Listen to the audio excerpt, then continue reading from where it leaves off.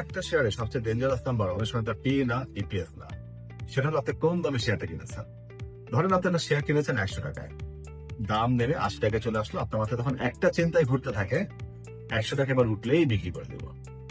কিন্তু বাজার জানে না আপনি কত দামে কিনেছেন, না বাজার সেটা কেয়ার করে। আপনার কেনা দাম দিয়ে কোম্পানি প্রকৃত মূল্য নির্ধারণ হয় না।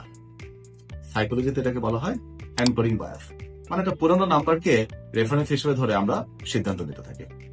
এই জন্য রাইট কোশ্চেনটা হলো আজকের দামে কোম্পানিটির ব্যবসা, আর্নিং আউটলুক, ভ্যালুয়েশন বা রিস্ক কিরকম, মার্কেট কন্ডিশন কিরকম।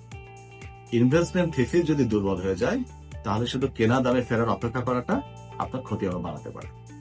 আবার ইনভেস্টমেন্ট থিসিস যদি শক্তিশালী থাকে তাহলে কস্ট প্রাইস পাওয়ার হয়ে লাভ হতে থাকলেও বিক্রি করে দেওয়াটাও ভুল হতে পারে। বিনিয়োগের সিদ্ধান্ত ভবিষ্যৎ সম্ভাবনা দেখে নেওয়া উচিত, অতীতের পাসের প্রাইস দেখে না।